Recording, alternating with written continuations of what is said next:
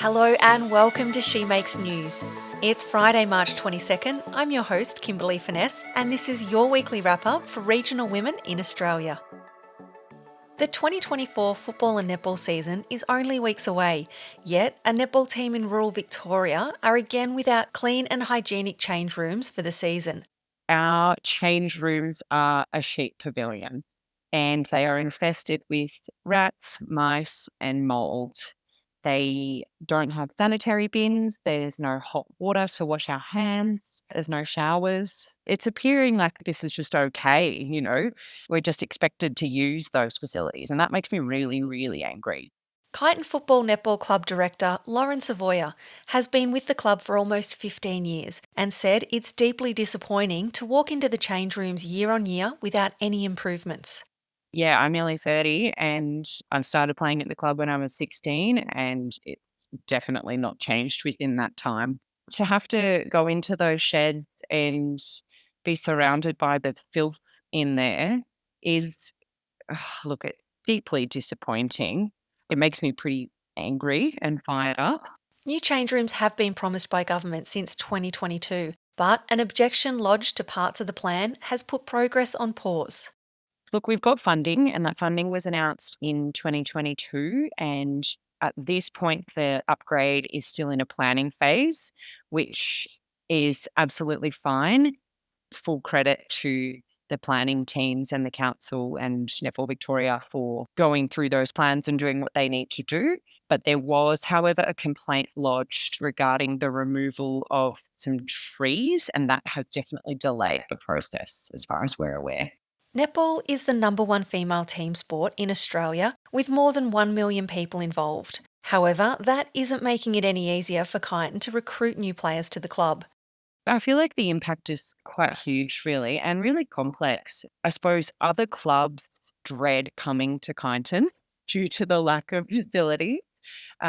Females playing sport, it's a tough slog as it is in terms of numbers and participation. And, that's what we're all about is championing that and trying to get girls and women to participate. And this is a huge barrier to that. I don't like walking in there. I can't imagine being a brand new player to the area and walking in and seeing that.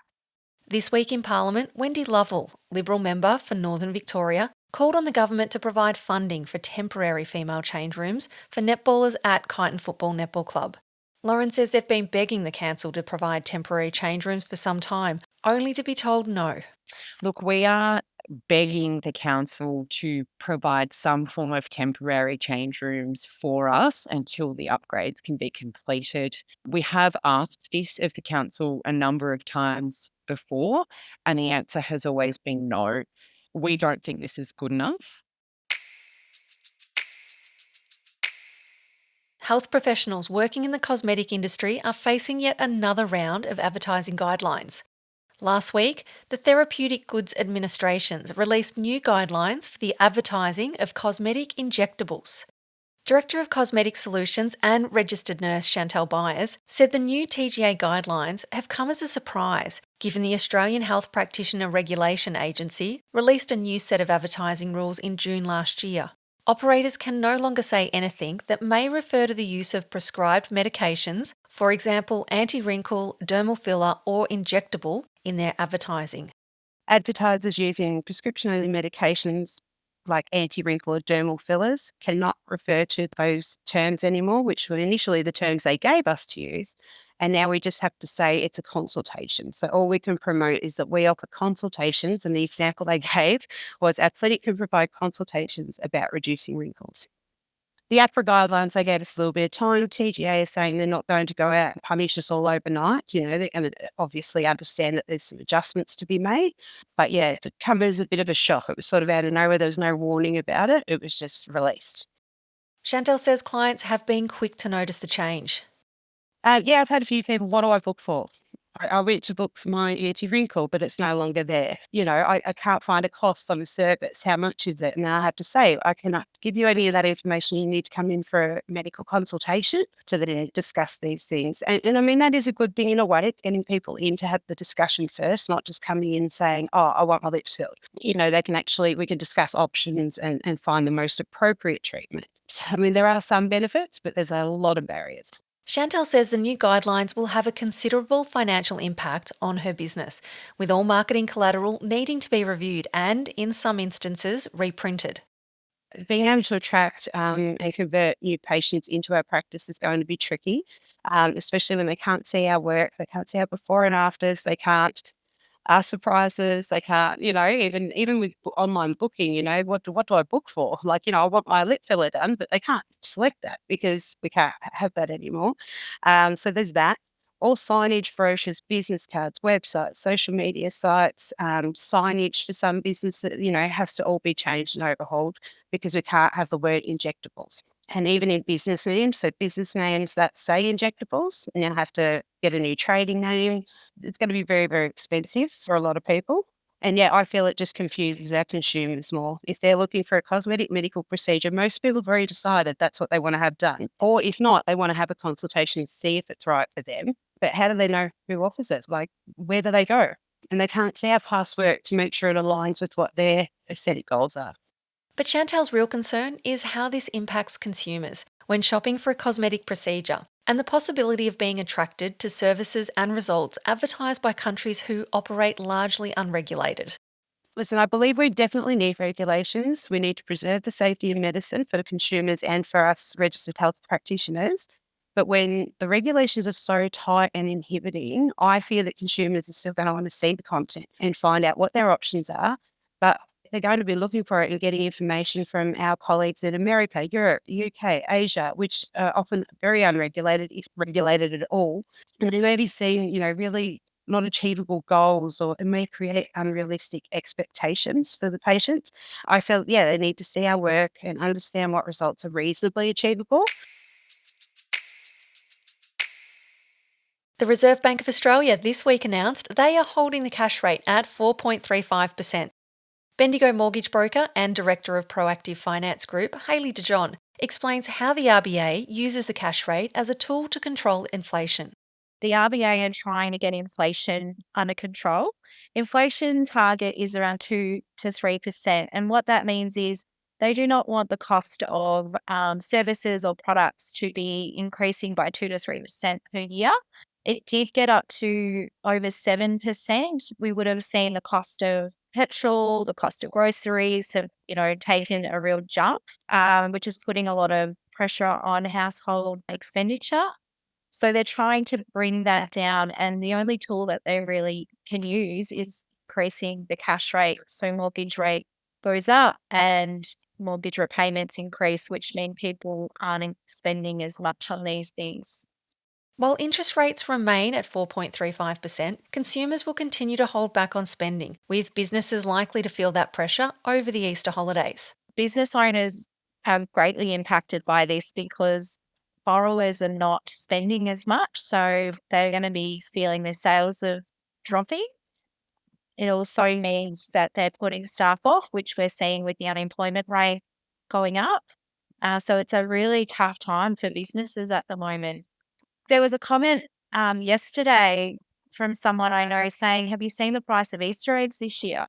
So, which, is another indicator of inflation. People are really conscious of how much money they're spending, and that's definitely going to have an impact on Easter. We'll still see lots of people out and about and doing things, but they might be a bit more conscious of how much they're spending on eggs and things and what activities they're actually doing over Easter.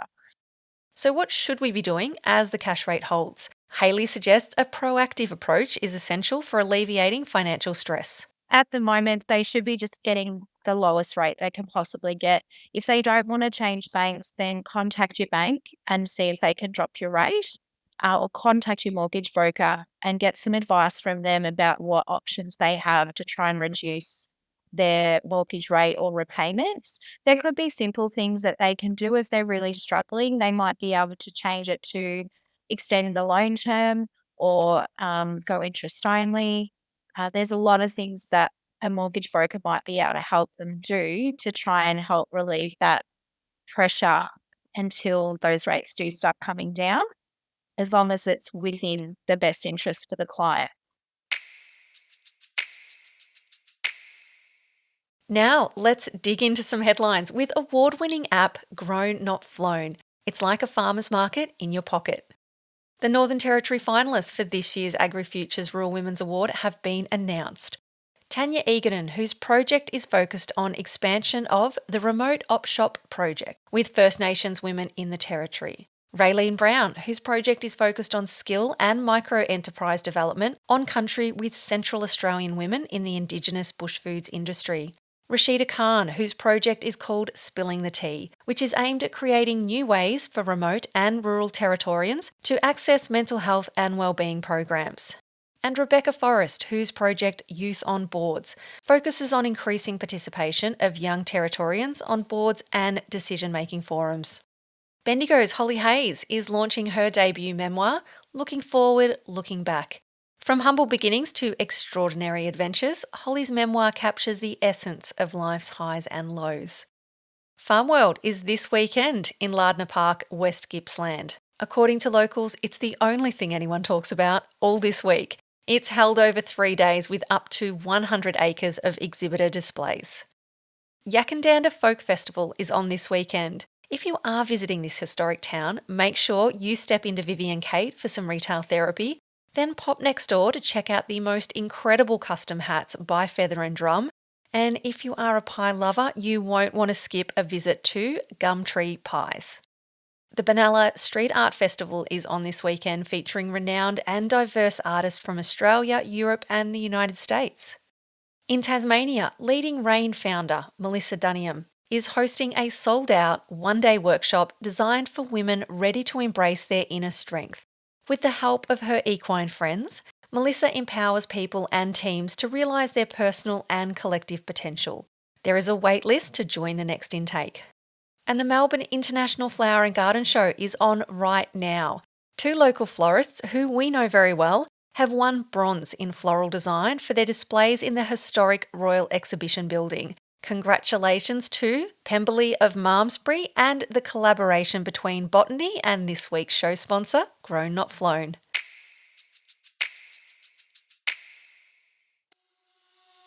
That's your weekly wrap-up for Regional Women. You'll find links in our show notes for anything that's been mentioned. If you'd like to hear your news, share it with us on Instagram at SheMakesNews or via email shemakesnews@gmail.com.